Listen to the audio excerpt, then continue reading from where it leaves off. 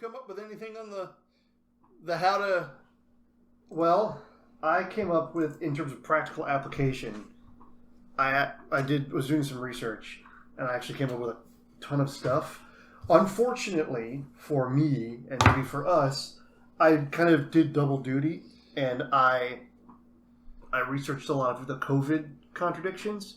But we're not technically allowed to talk about that on YouTube, because that video will get deleted. Yeah, well... You saw Instagram. Yes, I saw that. Which I thought was... for the original post, by the way, was hysterical. Yes, which is probably part of the reason why. Which is probably... Yeah, because...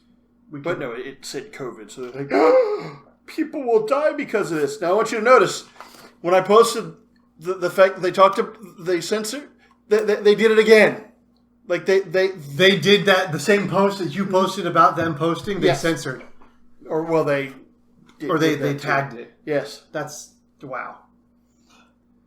Well, I will say, did you hear what Mark Zuckerberg said about Facebook? I have no idea. Oh, that I assume it's because of all the advertisers pulling out that they're going to start cracking down on conservatives. They said the opposite. Basically, he said, we're not going to change. We've backed up enough. We're not going to change anymore. He goes, if you want to make money, you'll be back.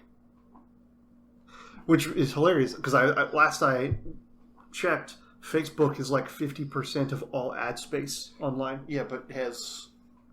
Google's caved. Well, here's the thing. Both Google... the online advertising, the last I heard, is the least efficient way of advertising. Well, possibly. I don't know about that because, No, I saw dollars per click. Oh, did you? It's literally we paid X amount for this many ads. This is the return we got on our investment, and they're like, we get better return on investment on word of mouth. Word of mouth has always been the most powerful. It is, and it still is, and I think it will always be because. By the way, I'm at 87,000 words. Hey, that's what's up. Problem is, right now the dwarves are having a council. That's not a metaphor, by the way, in case you're wondering and you're listening to this. Well, that's not a metaphor. Are we already recording?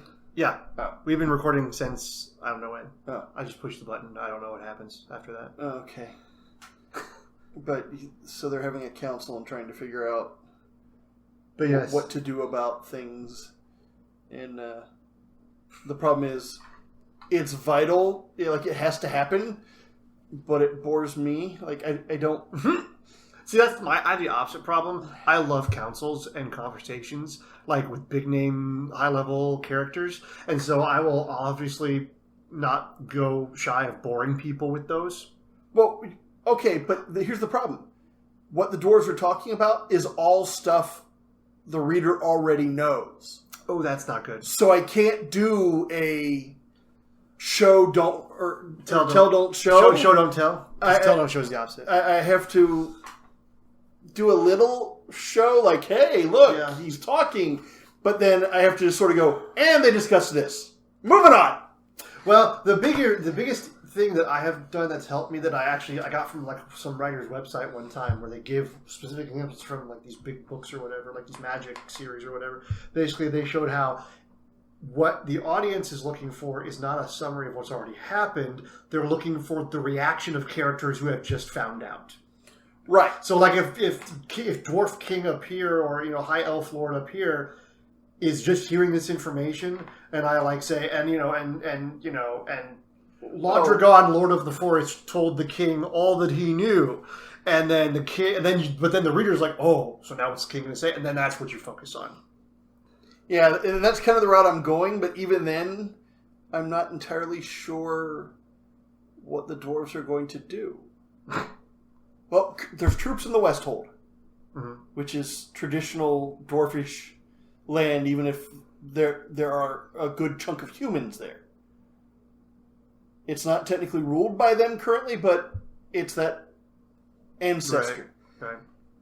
And there's bad people doing bad things in it. That's bad. Right.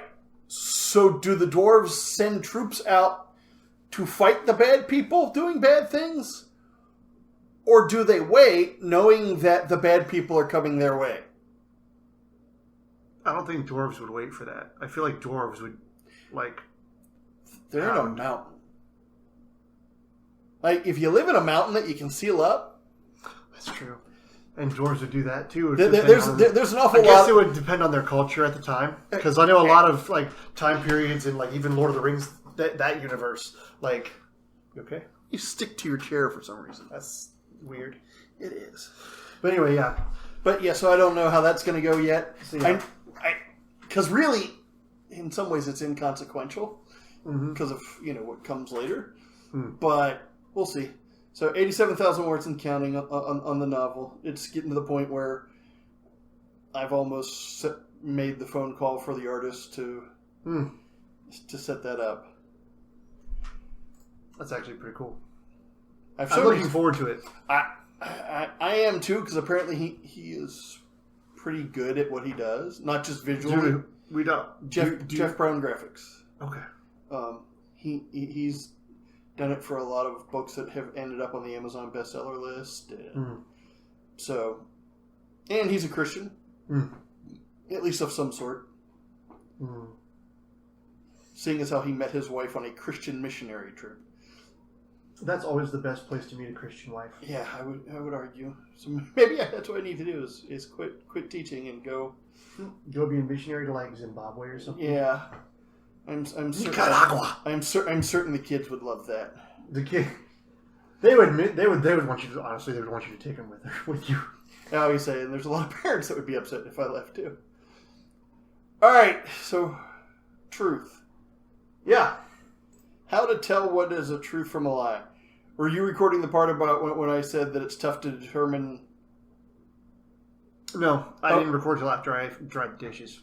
Okay, so the thing is, it's easy to say, hey, you should know how to tell truth from a lie. Yeah, and then to go do it. It's a little harder to actually come up with that list of what to look for, especially when, to be honest, Satan is a liar and has been doing it for thousands of years, possibly longer. He's really good at it. He was the first one. And yeah. And so I had to put a lot of thought into this. Like, there was a lot of, so how do you tell the truth from a lie? Even while there was things going on that I'm like, that's a lie. I'm watching the news like that's false. Right. And that's false. You in that moment may not be able to just say, here's how I got there, but your senses have been trained and honed for long enough, and by doing this long and in enough magnitude and volume that you're able to just go, oh, that's a lie. That's not true. And I would say that that ability can be attained by the vast majority of people, especially by Christians. Because what is it that it says in Hebrews?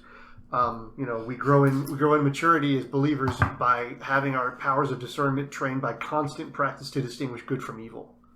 And if you do that long enough, you'll be able to hear things come at you and messages come at you, and even to some extent various facts come at you, quote unquote facts, and be like, either, yeah, that's not true, I just know it, I know it right now, not because it's a mystical force, but just because you are smart enough.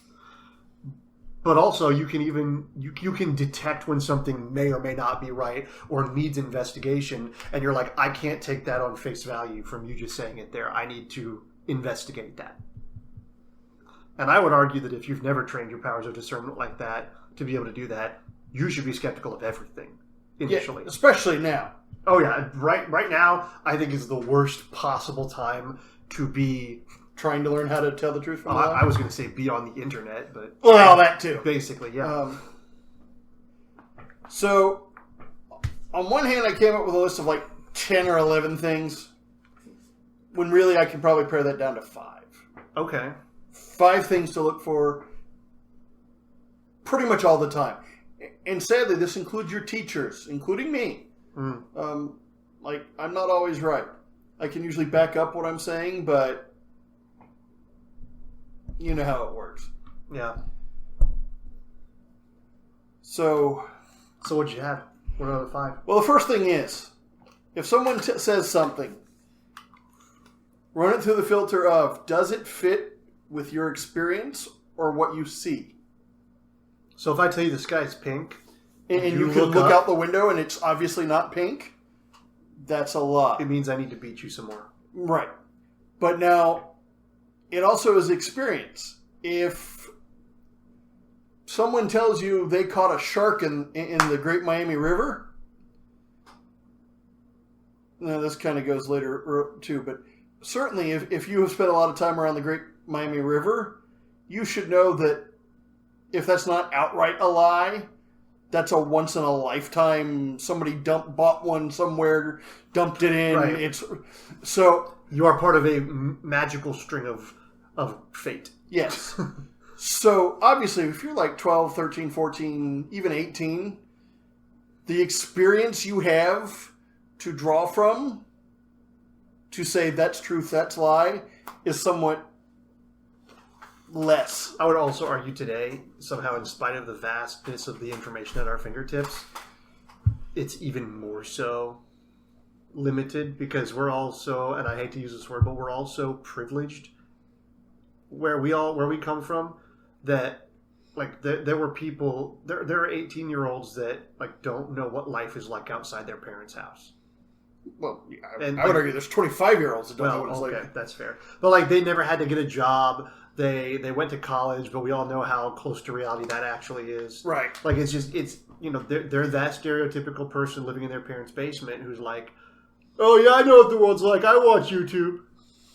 Yes, because we all know that like all the pictures on Instagram are exactly what that person's life is like. Yeah. Hashtag woke up this way. Yeah. Really? With your makeup on perfectly and the extra eyelashes? And wow. That's impressive. But you sleep laying like that? That looks uncomfortable. Yeah. So pretty much anything you're going to see on the internet and even TV at this point, you should run through that filter. And it's not just experience is a big thing, but you were talking about how we're kind of isolated or privileged. And I'll go ahead and jump to another one of these, which essentially is, does it confirm what you feel or believe in an overwhelming or surprising way? We all, at this point, seem to gravitate towards news sources, and I kind of do the quote thing around those, but to people, things that are telling us what we want to hear. Yeah, well, we already believe. We're not finding out new information. We're confirming our biases. Right. If someone posts something online and you see it and you're like, that proves everything I've ever believed in a mic drop sort of way. Like, you can never refute this. Check that out. Yeah. Because 99.99999% of the time, it's a lie. Or at least part of it is.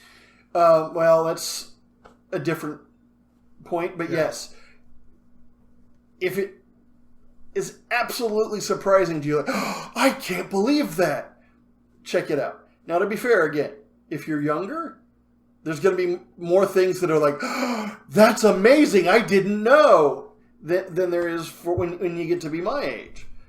But that doesn't change the fact that it never hurts to learn more about anything. Because the more you learn, the more easily you're going to spot lies, because of that whole, from your experience and also one of these other things that we'll talk about. The more you know, the easier it is to spot these lies. I'm trying to think. Oh, here's one that it didn't surprise. It didn't fit with the way I believe, but it does with a lot. This morning I woke up to the headline: during racial divisions, Trump preaches about white history. Oh yeah, from the Mount Rushmore on his speech. Yeah, and I'm like, wait, that seems wrong. Now, on top of that, I actually watched part of the speech just because there wasn't much else on last night, and I wanted to see fireworks. I admit it. And by the way, did he seem tired to you in the speech? Because I listened to his speech, half listened, half watched. He seemed incredibly tired. That requires me to have watched a lot of his speeches. And I don't generally watch politicians' speeches because they're politicians. And... no, not that. But, so here's the thing. You do a little research and you find out he's talking about our history. The writer of this article is saying "our" means white people. When you actually listen to the speech, it's very clear that he's talking about American history. But they're intentionally doing a clickbait, right? And you know what headline. The worst part about that is, it's the ultimate.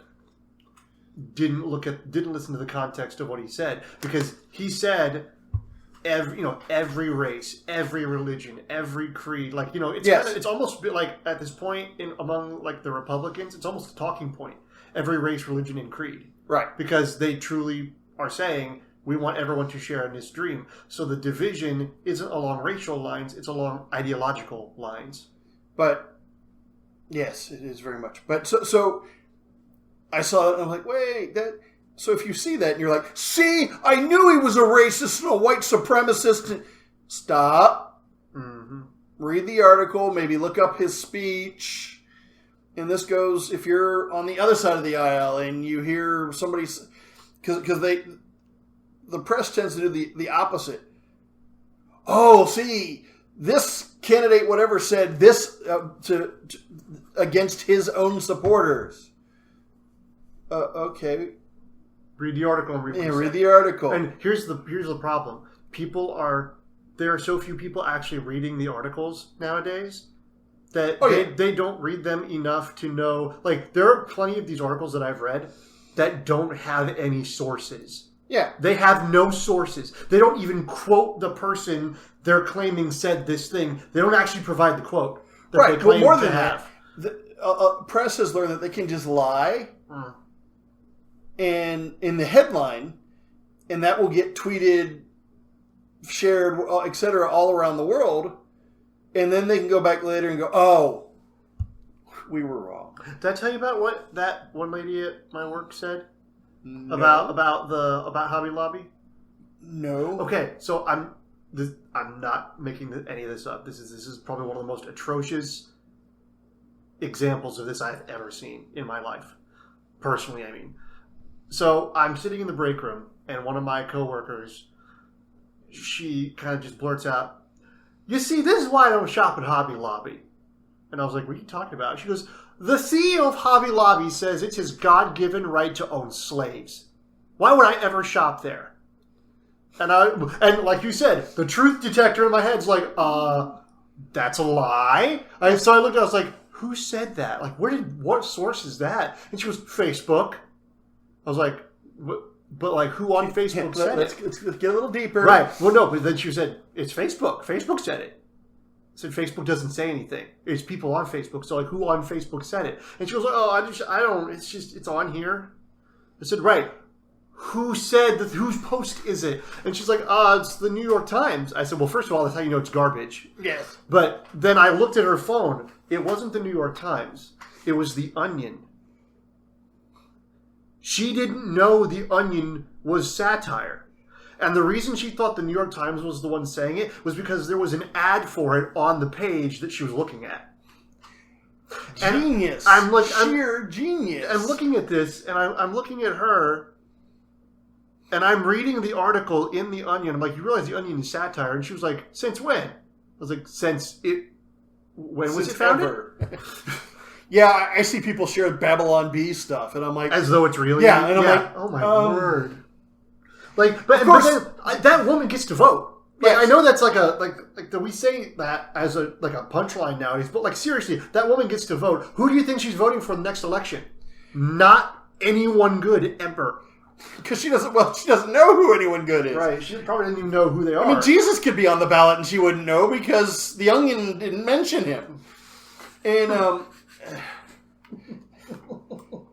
so here's one that I have come across personally within the last 3 weeks.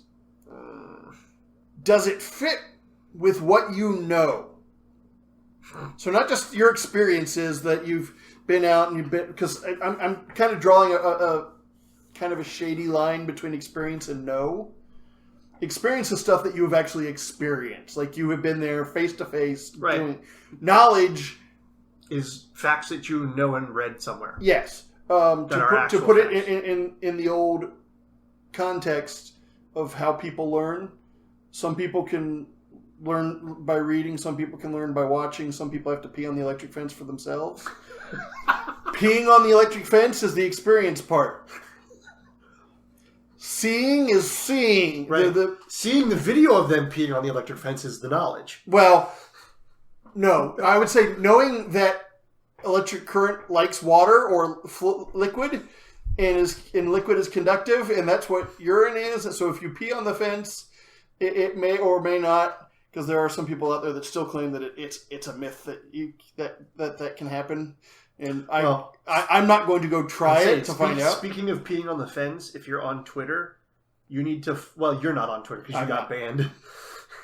I did. But if you are on Twitter, you should follow this channel called Hold My Beer. Best channel on Twitter ever. Just saying. All right, so does it fit with what you know? Hopefully in school, in your reading, in your day-to-day life, you have learned things. What's reading? Yeah, trust me, I'm aware. But for me, this happened a few weeks ago. The History, and even right now, today, as we're recording this, the History Channel is airing their docudrama about Ulysses S. Grant, the Civil War general that won the Civil War. And I was watching one of that because I'm like, all right, I like the Civil War. I like history. I grew up within a half an hour drive of Ulysses S. Grant's birthplace. So I'm like, all right. Within 15 minutes of watching it. You turned it off, didn't you? Well, I did eventually. But the narrator, or one of their experts, is like, well, though commonly thought of as a drunk, he really wasn't. And I'm like, okay. Every source that I have ever read in my entire life has said that this man had a drinking problem of epic proportions.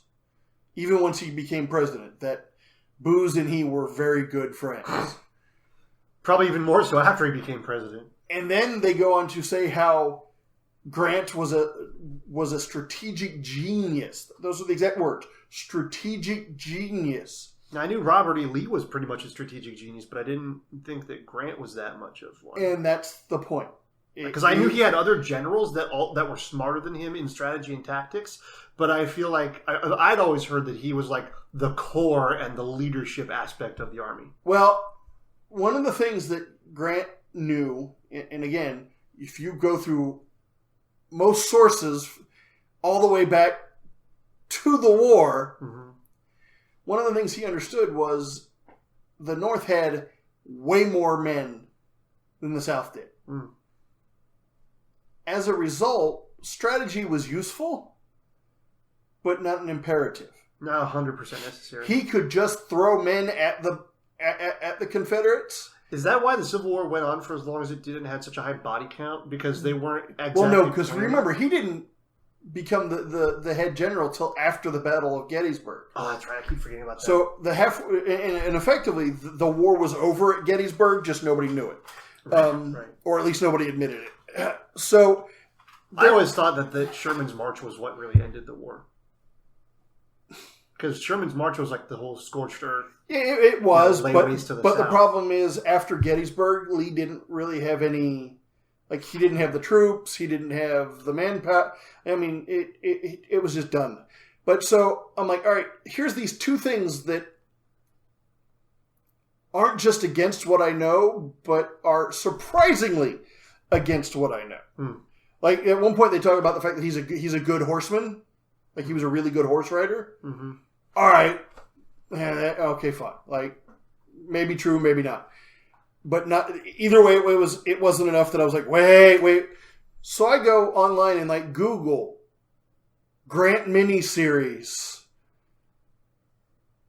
and it might have been something like rewrites history or something. And first thing that comes up is a headline that says, Grant is Leonardo DiCaprio's middle finger to the Confederacy. That makes everything make more sense. Okay. Now, to be fair, this doesn't really matter if you like the Confederacy or not. If you're creating something specifically to make it look bad, that brings your motive into question. That brings what... Yeah. Because you're seeing everything through that filter. Right, because you're not trying to inform someone, because you have the 4 purposes of writing. You have inform, entertain, persuade, and what was the 4th one? Inform, entertain, persuade, and...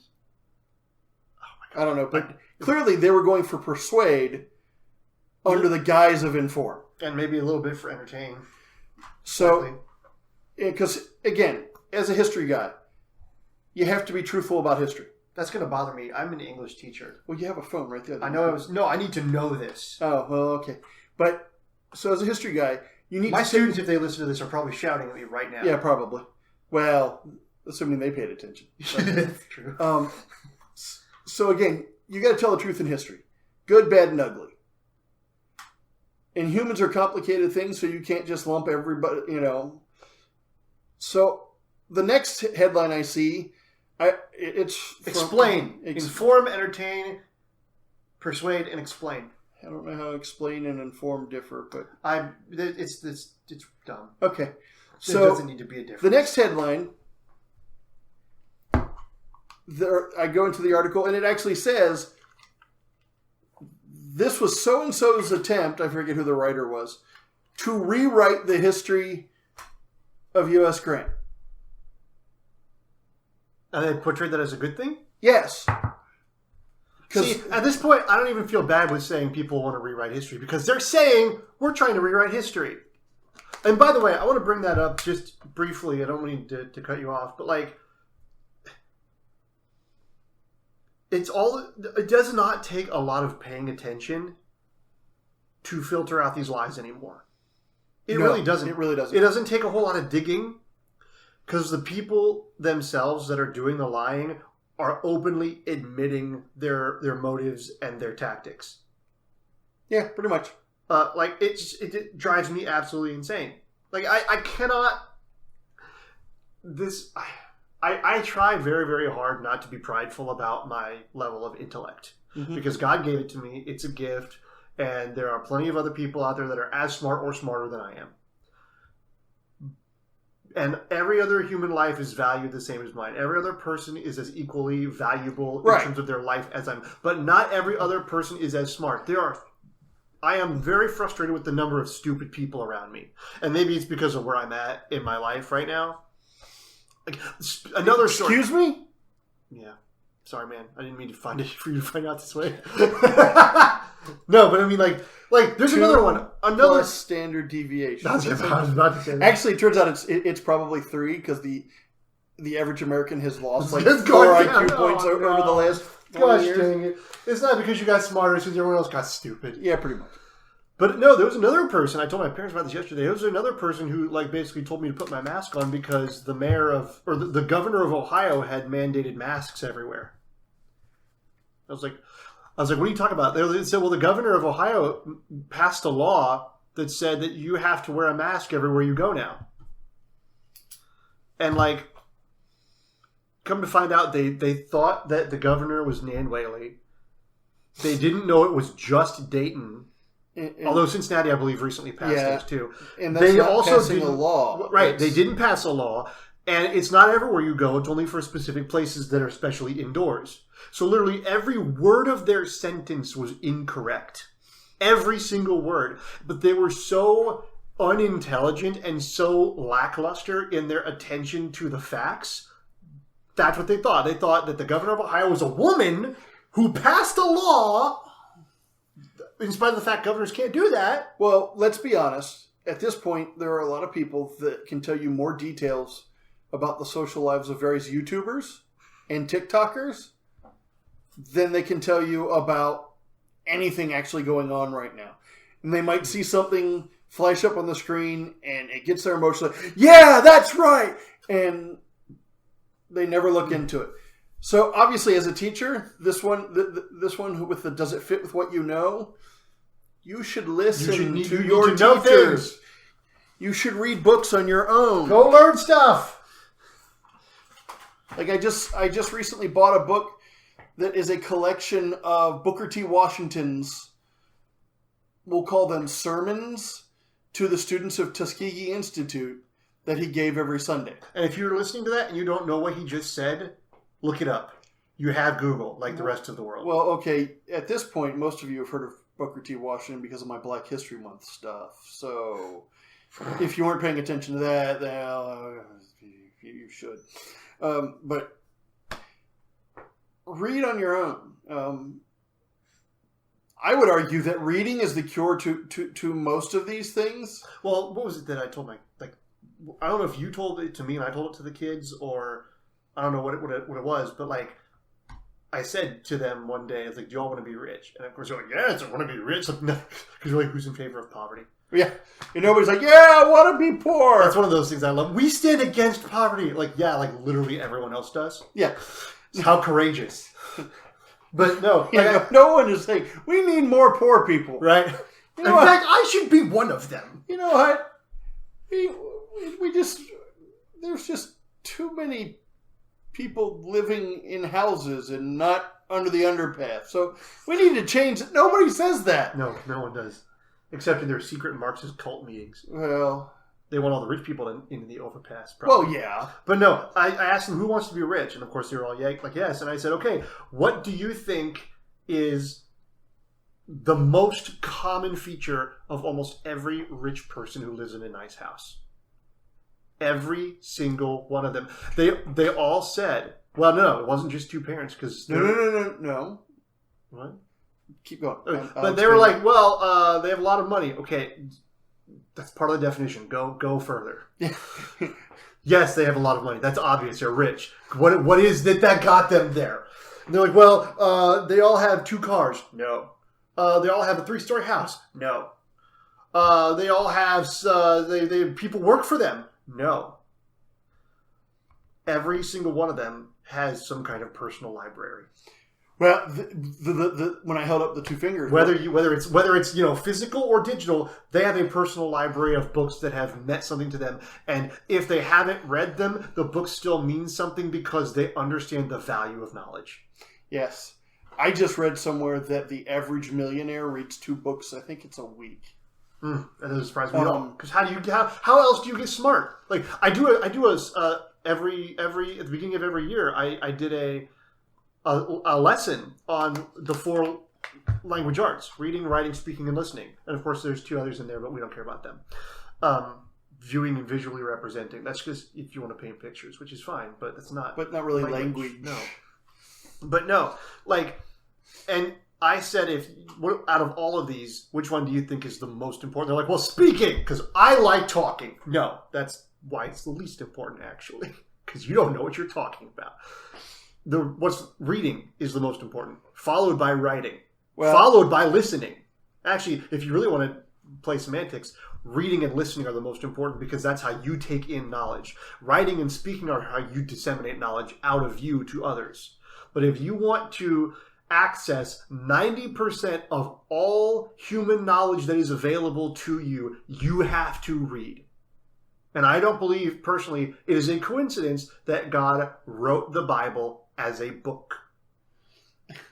Because if you can read things, like I said, you have access to 90% of the information that humanity currently has stored somewhere. Like either in paper or in digital format. It requires reading. It requires a vocabulary. It requires understanding how to go get things and where to go get them.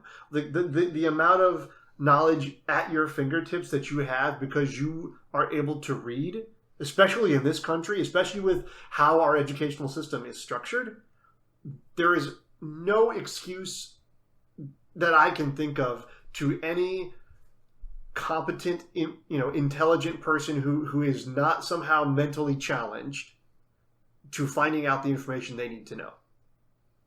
And that's why I talk to my students about the difference between ignorance and stupidity. Ignorance is something we all have. We're born with ignorance. It's fine. You should expect to be ignorant about things, and you should look at ignorance as an opportunity to learn something.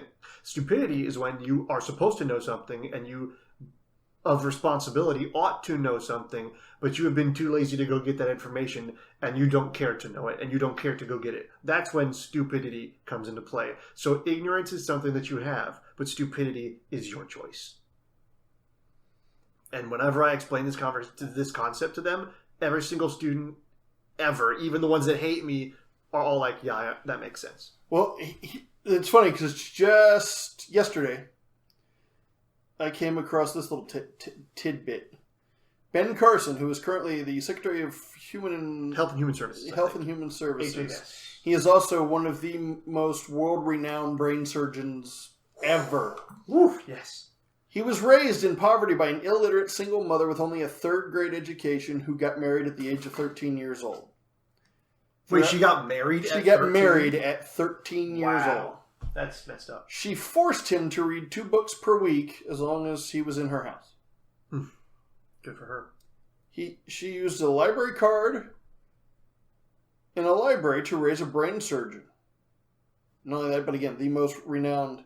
And this was Wasn't he the first person to ever separate twins that were conjoined at the head? Something like that. I'm pretty sure that's what it was. But here, look up the information. Here's what I said about it. Reading is probably the most important thing any child, any person should learn to do.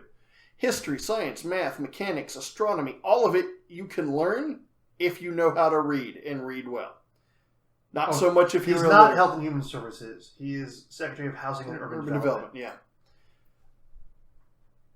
So if you can read and read well, there's nothing you can't learn how to do.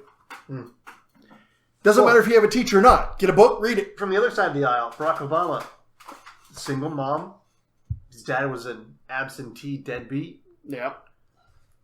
Barack Obama fought through all of that, grew up to become president of the United States. Bill Clinton was the product of a single mother and became a Rhodes Scholar and president of the United States. And now, do not hear this to be us saying, single mother is the preferred household type, because we're going to talk about some other things that, obviously that's not true, but these are the exceptions, but not the rule. But if you say something is impossible and it even happens one time, it is no longer impossible. It is possible and it can be done again. Yep. So, even if not by you to that extent, it can happen. Well, yeah. You can lift yourself up from anywhere pretty much if you are willing to stretch out your hands and take what you have and use it well. All right, now that we've kind of had our little reading is fundamental PSA in the middle, let's go into my 4th of 5 things. Yes. Does it fulfill a propaganda or narrative purpose or inflame emotions? This one is going to be tough to not... This one makes me mad more than anything else. I have an example that fits both this one and the last one. So I'll go ahead and use it here. Recently, with the police reform movement going on, the Republicans introduced a police reform bill. More specifically, Senator Tim Scott introduced it. Who, by the way, I believe Tim Scott is one of the few people who's actually been doing anything in the midst of all this. Well, yes, and he's also, you should know, he's black, and he has actually been stopped by the guards at the Capitol building to see his ID, which, if so, they should be fired. But so what the headlines all said? Police reform bill submitted by Tim Scott, the GOP's only black senator. That is the most propaganda-laden headline I've heard in quite some time. Because it's clearly, the point is not so much that they introduced a crime bill, but that the GOP is a big racist meanie because they've only got one black senator. Right. That's not, and I bet that had nothing to do with what they actually put in the article. Well, what's funny is actually one of the Democrats, while railing against it, called it token.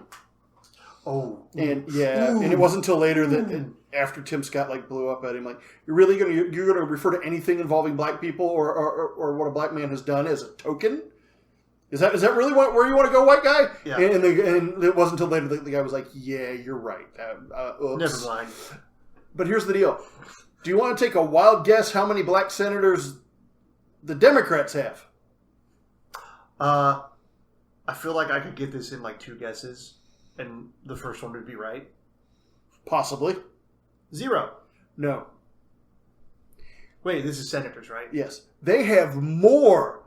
Obviously, it's the Democrats, right? They're all for inclusion. Okay, that makes sense. And they believe that everybody is equal and everybody... More than one. I know they have a ton of people in the House. So they're like, okay, we're all for black people. So we've got 2 black senators.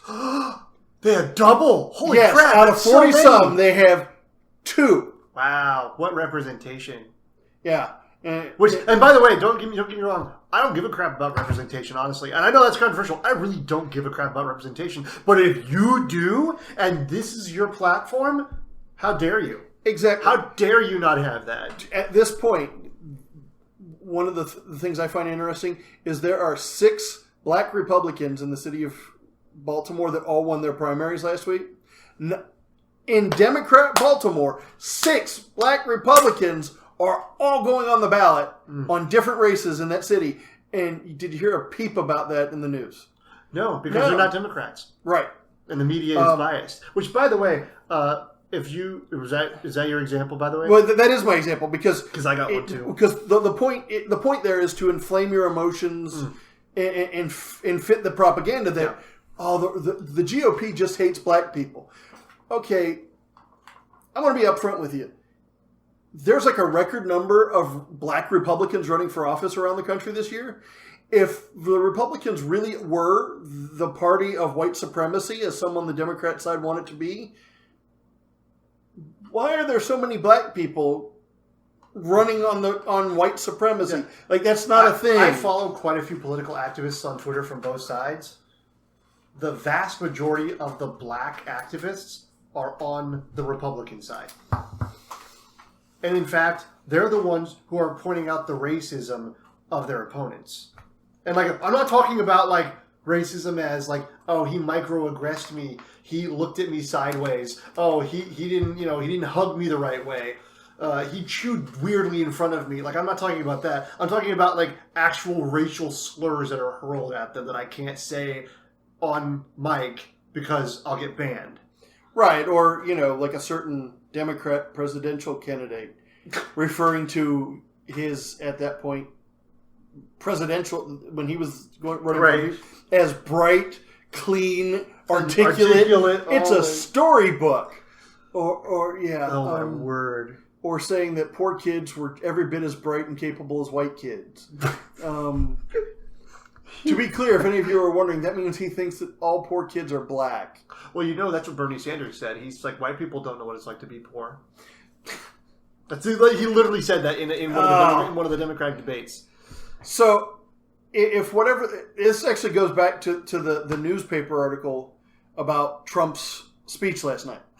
That's also a propaganda piece. Also, by the way, I've discovered more than any other public figure in my lifetime, if I hear them say Trump said X, I'm not... You have to go check and see what he actually said? But it's worse than that. Every time, and it hasn't been with Barack Obama, people are you hate everything he does. And even I was well, not everything he does. There's been 2 things. Because, literally, the guy who took out Osama bin Laden, hard to argue with that. Yeah. But every single time the media has reported something that Trump said that was supposedly scandalous, every single time they are wrong.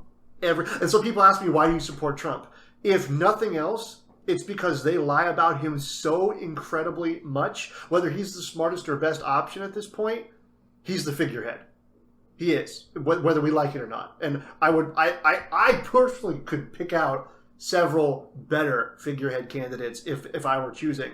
It wouldn't be Trump. There would be other people out there that I would pick. But like, there's a reason I have a hat and a sign. Like every time this happens, I am becoming more and more enthusiastic about voting for him this time around. Like I didn't want to vote for him the first time. I like held my nose to vote for him. I was like, yeah, we'll see how this goes. Like now I'm like, yeah, bring it on, MAGA all the way. Like I don't give a crap because you can't be lying like this and treating the rest of us like we are such idiots and throwing this propaganda, this cult-like crap in our faces. Well, there's a perfect example. When Trump was talking about how maybe we could see if there was some sort of way to get ultraviolet light inside the body or what. Yeah. And it sounded stupid at the time. Well, but it kind of is a little bit. Well, but really, there's treatments that do that. Well, not only that, but if you're brainstorming, you're going to have stupid statements. That's true. So I don't care about. And you can argue like, well, but the problem was the press then reported it that he said we should inject bleach into it. No, he did not. And you're saying that intentionally for propaganda purposes. And the reason people like Trump, other than some of the reasons I just said, is because you could go look it up. Where Trump looks at the reporter and goes, "Read the quote." Read the quote. He's like, why did you say? That's not what I said. Yeah, well, I have it right here. Read it. Read it out loud. And then he read it out loud. He goes, that's what I said. And that's all he had to do because the guy was lying out of his butt. So the fifth and final thing, again, this will relate to the Tim Scott thing. Does it leave out or omit important facts? So again, the GOP's only black senator.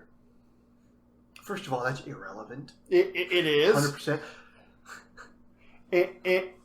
And then again, you left. If we're going to have that comment, then let's talk about how many the other side has. Yeah. I wish I had a better example on that now, but there are times when people will say, "Okay, let's be honest. Every one of us at times." Has known we were in trouble for something and said half the truth. Just the half that doesn't incriminate us. You mean like if a kid gets in trouble at school and in order to get out in front of it, they go home and they tell their parents, but they only tell them the part that makes them not seem like the bad person? That they're the victim. Or, I will say this, I've seen teachers do it too. And I have tried my darnest to never do it as a teacher, but I have seen teachers, I saw it when I was in Stebbins High School. I saw, not my cooperating teacher, but another English teacher in that department, call a parent and they told them the teacher's side of the story because they were trying to get out in front of it first. Right. And then when they hung up, we were like, wow, that kid did that? And the teacher was like, yeah, well, to be fair, I said this first. And I was like, you, what? What? You just lied. You just lied to that parent? I mean, I didn't say anything at the time because I'm not even. You were the student teacher. Yeah, I get that. But let's see. I did one time report a teacher at an elementary school to like the district though, because they locked their students in the classroom and they started screaming at them and like threatening to punch them in the face and like I will punch you down, like cussing at them. And wow. Yeah, and that's a bad day. Yeah, But yeah, it was, and I'm trying to tutor a student out in the hallway as like a student teacher, and we're having to sit there and listen to this garbage. I'm like, how do you expect these kids to grow up if this is how you are to them? Like, I mean, I don't, like, having been a teacher, I don't doubt that several of those kids had it coming. Right. And they probably needed to be told that, and they probably needed to be treated that way just to humble them for a little bit, but that's not going to solve the problem, and your whole class doesn't deserve that. Even if there's only one in there. Your whole class doesn't deserve that. So here's an example. It is a kind of controversial. I have an example afterwards. And I will go with this. I can't remember his name, so somebody get outraged and all offended. The guy down in Atlanta who fought with the cops. Rayshard Brooks. Yes, and got shot. This whole story makes me mad. I'm not going to touch on most of the story. I just want to touch on. They keep saying a lot of the headlines are he was unarmed, or he only had a stun gun, a taser, and you're like, well, what's that leaving out? Well, okay, if it said that he's unarmed and he's got a taser, they're leaving out the taser, if they're saying it's just a taser, there's no threat there like the DA did. The DA actually came out and said, well, one, Rashard Brooks didn't pose no threat to the officers whatsoever. Like, wait, so the video of him, like, punching the guy? Yeah, spiking the dude on his head. That's not... But beyond that, the comment is that a taser isn't a deadly weapon. All right. Whether true or not, and I know there's studies out there that tasers can do that to people. But here's the thing.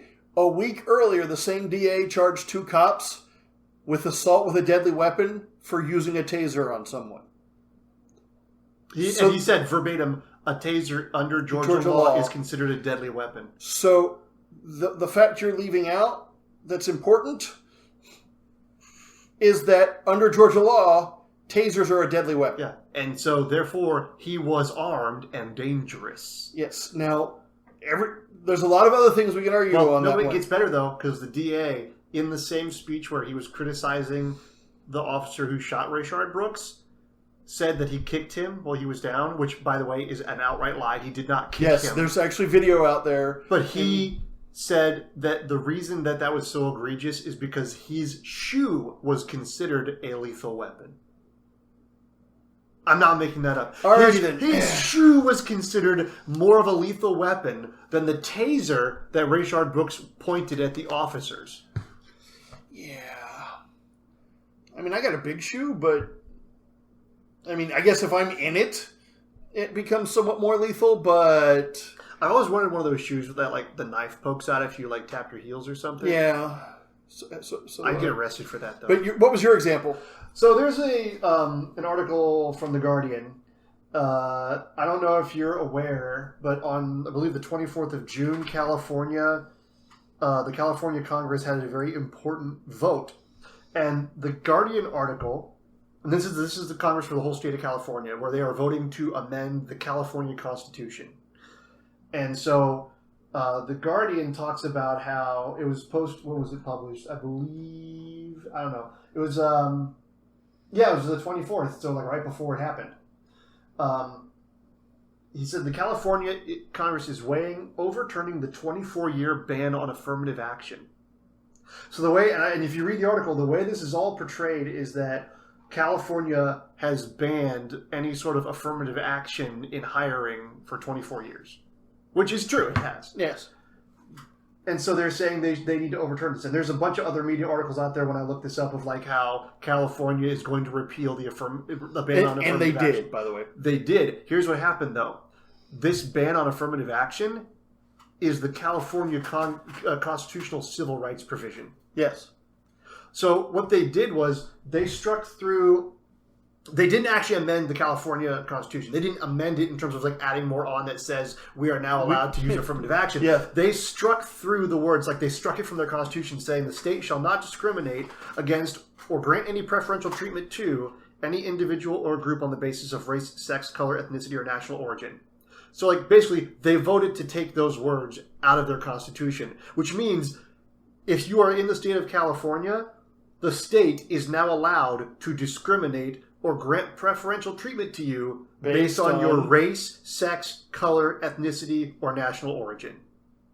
But the vast majority of the media sources out there are saying, yay, affirmative action is back! Because, who doesn't like affirmative action? And that's the kind of thing we're working with. Which, if you are on the left, and the Guardian is, and most of these national media sources are on the left, how on earth does it profit your agenda of civil rights to repeal civil rights in the state where you are strongest? Which, at that point, then you have to wonder where the lie is. Is it that they want civil rights or that they're stupid? They don't want civil rights or they're absolute idiots. I would argue they don't want civil rights and they're also absolute idiots. I would say both of those things are true. So let me add one last one that's kind of different. Oh, here's one that does it use weasel words? mostly, often, sometimes, kinda, likely. Now, there are times when, you can say, many people believe this, and you're telling the truth. But when they start putting a lot of, sometimes many people might do, okay, we've now got 3 weasel words in one sentence. Yeah. The chances are whatever comes next is at best partially true. But they're going to use it as fact and start to base stuff off. Yes. Now, the last one I really want to deal with is, does it go against common sense or conventional wisdom? Now, we got to be careful with this one. Well, common sense and conventional wisdom are not gospel. Just because they're there does not mean that it's 100% true. The flip side of that is, there are times when it is. Like the whole conventional wisdom of actions speak louder than words. If someone keeps telling you they're going to do X but keeps doing Y, at some point you have to assume that when they say I'm going to do X, that's a lie. There are lots of these things, and trusting the crackhead outside your house when he tells you he won't break into it, probably not the best idea. Then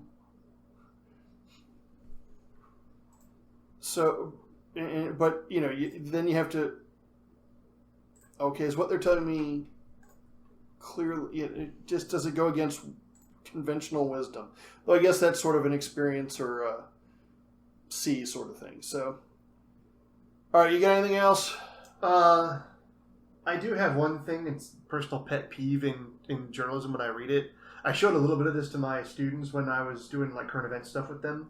But so, did you hear about the Saharan dust cloud that was supposedly coming to the United States? Okay, that's important to know about. We should probably be aware. And if you I've been looking online and studying stuff, and there's graphs and pictures, and it looks like insane in some places. If it gets bad enough, it could actually be a threat to people. So one of the first articles I looked at was this article from AccuWeather.com, which AccuWeather is actually usually pretty good. But I'm sorry, this is okay, let me I want to read this in the tone of voice I believe the author intended it to be read. Okay.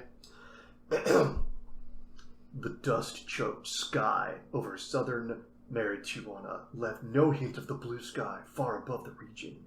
The turbulent weather descending on the area that day had kicked up sand and dust, sending it rolling toward one of the nearby towns. People in the streets shielded their eyes and retreated indoors, a few jumping in their cars not a moment too soon.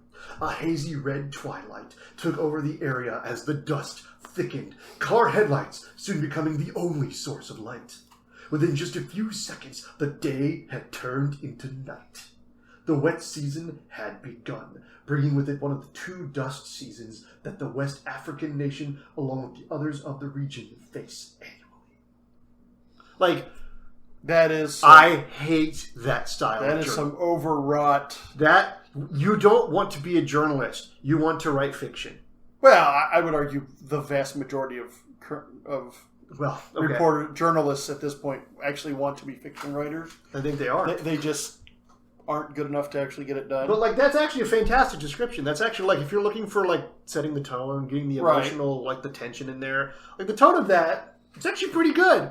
It's just garbage journalism. Yeah, it doesn't, because I don't want to know I don't want you to paint me a picture of how all I can see are the car headlights. The day had turned into night.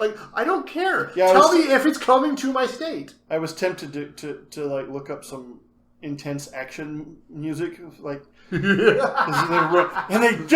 run to their car just in time.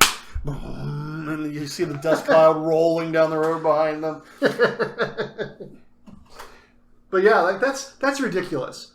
If that's how you're gonna write, you shouldn't be writing news. You shouldn't be. Yeah. And it's. I know it's just AccuWeather. It's just you're talking about a Saharan dust cloud that may or may not affect people in the near future. Like it's. Ooh, that was a boom. I'm assuming that was fireworks. It sounded like fireworks. That was a big firework. Yeah, and probably was very close because there's a lot of people in the neighborhood that like to set them off. Let's just wait to see if the sirens come because somebody, blew off a hand. Yeah. Is it wrong that I like those videos sometimes? Like, Yeah. they're like, oh no! I saw one video where First of all, it's not even dark out. Why are you tinkering with fireworks? Maybe that's why it didn't go right. Yeah. But yeah, so all right. It's this sort of journalism really annoys me, and it's not just AccuWeather. There are so many of these pundits that think so much of themselves. They're like, I am going to string their emotions along. I'm going to get them wrapped up in this story, and they're going to feel what I feel. Like the one where the California overturns the bill, the one on affirmative action I was talking about from The Guardian. They have this paragraph that is in an emotional session on the Senate floor.